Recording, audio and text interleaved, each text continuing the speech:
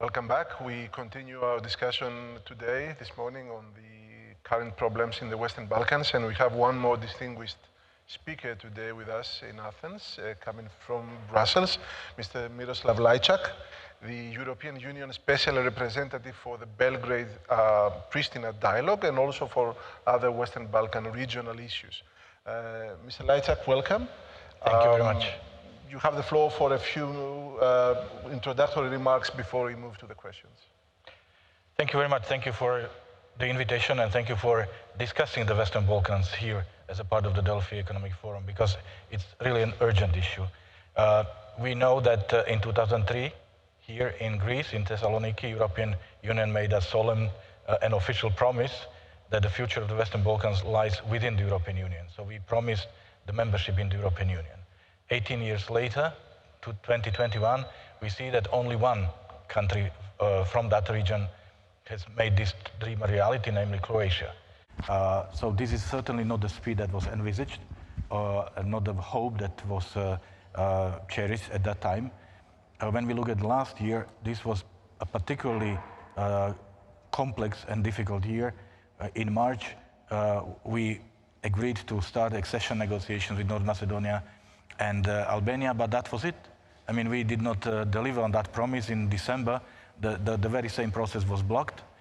And I have to say that last year, none of the 6 Western Balkans partners made any progress. So Serbia did not open a single chapter, Montenegro did not close a single chapter, Bosnia and Herzegovina made no progress on 14 priorities, Kosovo did not receive a visa liberalization, and as I said, North Macedonia and Albania are still waiting to start accession negotiations. This must change. We cannot be complacent, we can no longer believe that we have the region in our pocket and no matter what we do or don't, they have no other options. So unfortunately, the credibility of the European Union is at stake, and it also means that the adherence to European values is decreasing. This year offers many opportunities to remedy this trend. We already had, I would say, very good and encouraging discussions among the EU foreign ministers last Monday, when they all acknowledged that the situation needs to be changed, and they also called to move from words to action. Next week we will have a Western Balkans dinner with the leaders from the region, hosted by High Representative Josep Borrell. In June we will have the General Affairs Council discussing the enlargement. We will have a Berlin Process Summit early July. We will have the European Union 27 and Western Balkan Summit in early October. So these, I see all these events as a steps on our way to move from words to action and to move from the European dream for the Western Balkans to a reality. We must not miss this opportunity, because we will regret that, and I hope this will not happen. Thank you, Mr. Lajčák. I think it's very important that you mention here in Athens that, first of all, of course, the promise to the Western Balkans was given during a Greek presidency. It was in the summit in Thessaloniki. But also it's important to note that only one country in the last 18 years has joined the European Union from this group of countries that we call today Western Balkans. And I'm reminding the audience, you know very well, of course, that Greece joined the European Union, back then European Economic Community, only 7 years after the end of its dictatorship. And we all know that this process and the membership to the European institutions helped stabilize the Greek democracy, modernize the country, and of course, improve its economic standing. So I think we all agree that it's very important that all the countries of the Western Balkans join the European Union, but join in a time frame that is realistic, yes, and not in 50 or 100 years. Now, you have mentioned in one of your previous interviews, if I'm not mistaken, that the void that the EU is creating by slowing down the process of EU accession, EU enlargement, is actually opening up new possibilities for malign influence by external actors, but also for scenarios that are not very, how to put it, optimistic scenarios for the region. So I would like now to start today the questions by focusing on this latest hot topic, which is of course the so-called non-paper but allegedly drafted by someone in the Slovenian government. We don't want to speculate about this, of course, now. This non-paper is actually discussing or proposing the redrawing of borders in the region by effectively creating a greater Serbia and greater Albania at the expense of the territorial integrity of Bosnia-Herzegovina, North Macedonia, and Kosovo. Now, I know that you have been against this scenario. You have, I'm quoting, called it extremely dangerous, war-provoking, or fulfilling the dream of Milosevic and Tudjman, the nationalist leaders of Serbia and Croatia in the 1990s. Can you reiterate for us the position of EU's foreign policy apparatus on the matter? Without speculating about the authors, what agendas or what interests such ideas as such scenarios promote? And are these compatible with European integration? And what can, as EU, we can do to allay the fears of societies in the region about these kind of scenarios? European Union's position is very clear, namely that our promise from Thessaloniki still stands, and we only have one scenario for the Western Balkans, which is the European perspective and future membership. So in that context, we found this non-paper very unhelpful and also dangerous, and European Union rejects ideas of redrawing borders, and we never consider and we will never support these ideas. At the same time, of course, we also have to acknowledge the fact that the process of enlargement and European integration has slowed down, has turned from a political process, because this is a very political process, to a more technocratic exercise, and our presence, our political presence in the region has decreased, and this has created certain void. And we, on the one hand, no third actor has an offer as attractive as the offer of European future. But if this offer is not seen as credible, as tangible, as realistic, then we are letting the third actors in with their offers, and we also allow for partners on the ground to think about alternative plans. So I used to say that the plan A is the integration in the European Union. If people no longer believe or have their doubts about the plan A, they start thinking about the plan B, and hence these non-papers. So the best response to these ideas, which are indeed very dangerous, is of course to return the credibility to the enlargement process. And I'm very hopeful that this is happening, because the discussion of the foreign ministers show that no one is underestimating the reality, and we know that we really need to fight back to get the image of the European Union and the credibility of the European where it belongs. Thank you. Mr. Lajčák, shall we focus a bit on the Belgrade-Pristina dialogue? You have recently stated that the EU is not interested in maintaining the status quo in relation between these two countries, and that instead it is ready to bring the process to a successful completion as soon as the two sides are ready for it. So I read that as a determination on the part of the EU, but maybe also a bit of optimistic perspective. However, one would argue that the signs in the two capitals are not as optimistic as you are, maybe, or maybe not as promising. So Serbian President Aleksandar Vučić has repeatedly stated that Serbia shall never recognize Kosovo, and we have the new government in Pristina under Albin Kurti, that among many others has said that the condition for a final agreement with Serbia will not only be any more recognition by Belgrade, but also a guaranteed UN membership, and also guaranteed recognition by the 5 EU member states that have not recognized Kosovo. So overall, there are several trends that show that things are not as optimistic. In fact, if you take together these opinions in Belgrade and in Pristina, they seem so far apart, almost irreconcilable. So can we really be optimistic? Are you really optimistic? I have to be optimistic, and I am realistically optimistic, because the dialogue is a necessity. The dialogue has produced very concrete results in 10 years of its existence, normalization in number of areas, and we also know that when dialogue is happening, then the atmosphere calms down. And the parties meet and they talk. They talk not only about the future architecture of their relations, but also about current problems. So right now, of course, the process has slowed down due to political development in Kosovo, namely the early elections, formation, the campaign before, the formation of the government after. As I said, we are now preparing the first meeting between President Vučić and new Kosovo Prime Minister Albin Kurti. I want the parties to be sitting in the same room and talking to each other, rather than speaking about each other, to their domestic audiences.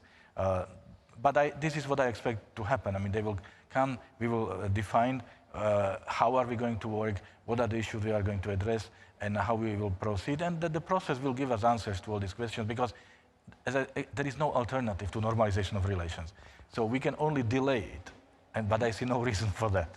So therefore, the best we can do is, of course, to move ahead. Thank you. Let me focus still on the Kosovo-Serbia situation. And I'm taking the cue now from the discussion you had with Matt Palmer earlier, before our panel,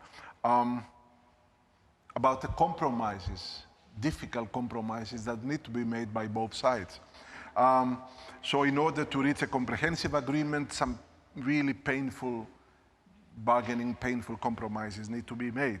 The question is, are there adequate rewards, international rewards, for the two sides, so that decision makers somehow are emboldened to take the step forward and go against maybe their public opinion or their opposition back home and reach an agreement? And to make it a bit more spicy, when the leaders of Greece and North Macedonia reached the Prespa agreement, significant international dividends for the two leaders, but also for the two countries, were supposed to be inbuilt in the process. Now, as we have seen since the signing of the Prespa agreement and the debacle of North Macedonia's EU accession process, these dividends were not really safeguarded by the international backers of the Prespa process. So how can we ensure that two bold leaders, let's say Aleksandar Vučić and Albin Kurti, will not have the same problems, will not encounter the same problem that Zoran Zaev is encountering, reaching a very difficult compromise that changes his country, but not ensuring accession negotiations? What dividends, but how to safeguard? Yes. First of all, when we speak about the Prespa, I cannot completely agree with you, because I think the dividends were clearly there. For Greece, it was appreciation and acknowledgement of a very responsible and strategic decision and ability and leadership to arrive at a deal. And for North Macedonia, the dividend was membership in NATO, which was made possible clearly thanks to this deal. And I really expect that accession negotiations with European Union will be another one. But to answer your wider question, this brings us back to the beginning of our debate, namely the tangibility of European dream and European vision. Because in this case, when we speak about the dialogue, I can say it takes three to tango. It's not only Belgrade and Pristina, but it's also Brussels and the European Union. The motivation for both parties to normalize relations and to make difficult decisions should be that it speeds up their European integration process. It brings them closer to the membership, or to the dream of the membership of the European Union. That's why it's the EU and not somebody else who is facilitating this process. That's why we were basically endorsed by the United Nations General Assembly to be responsible for this process, because this process is absolutely clearly linked to the European future. So the more credible, the more realistic, the better visible the dream of European future is, I think the greater the motivation for both parties is to engage and to compromise and to reach a solution. In case they have their doubts about the European perspective, then obviously the motivation will be also questions. And that's why our role is definitely, we are called facilitators, but our role is very, very important, our meaning the European Union's role in this process. Thank you. Let us turn to relations with the US in the region, of course. And we saw earlier the discussion you had with Matt Palmer, which was very reassuring about this new climate in relations between Brussels and DC. So in one of your recent assessments, you mentioned that by signing the documents in Washington, Serbia and Kosovo, in fact, got further away from the European future because the two agreements that were signed, or the two documents that were signed in DC did not meet the European standards. And I think you have already mentioned that somehow this collaboration between Brussels and Washington, DC did not function very smoothly under Trump's presidency. And I think pretty much everybody on this side of the Atlantic would agree with you. Now, of course, we have a new administration in the US, an administration that is decidedly in favor of working with the EU to resolve disputes, to resolve problems and stabilize regions that are of interest to both Europe and the US. Now, what kind of support would Brussels like to see from the US? Both on the Kosovo-Serbia situation, but also more generally in the Western Balkans. Active, non-active, in what way and what kind of support do you expect to see and you would like to see? Well, I've personally been dealing with the region, with the Western Balkans since 1999. And if there is one thing I've learned is that the closest possible cooperation between the European Union and the United States is crucial for us to succeed. Because we complement each other. I mean, European Union is known for its soft power. United States can be known for their hard power. And we complement each other perfectly. And when you look back in the history, every progress, every success that was achieved in the region was thanks to this closest possible cooperation. We had the short period recently when we did not see eye to eye with the United States, and there were a few individuals who were running their independent Western Balkans agenda on their own, and it was damaging to everyone. It was damaging to the transatlantic partnership, but it was damaging to the region. And every time I went to Pristina, to Belgrade, to the region, I was asked, what does this mean? How should we read this? And of course, this meeting in Washington was organized without any participation or involvement of the European Union. And that's why my assessment was as it was. But with the arrival of new administration in Washington, D.C., we also see a return of old friends, people who know the region, people who feel the responsibility, who are aware of our legacy. And now Matt Palmer made it very clear here, but also on a number of other occasions, our US partners are saying that their ambition when it comes to the Western Balkans is to support the European Union's leadership, to support the European integration of the Western Balkans, and to support the dialogue between Belgrade and Pristina, between Kosovo and Serbia. So that means they have no alternative plans, they have no other avenues. They are standing very strongly next to us or behind us in our support. But I would also add a B, as I always do, that the fact that the United States are here to support the EU lead also means that the United States want to see the EU lead. And I think there is a room for improvement. For us, I already spoke about it, and that's why what the EU does in the Western Balkans right now has its impact not only on the Western Balkans, but also on the EU-US relationship and the EU standings as a global actor. We look forward to more leadership on the part of the EU in the Western Balkans and work together with the US. And we hope that Brussels and the most skeptical Western European countries will not forget the region. Thank you very much, Mr. Lajčák. Welcome to Athens, and we hope to see you again very soon here. Thank you very much, and good luck. And obviously, I count on Greece in my effort.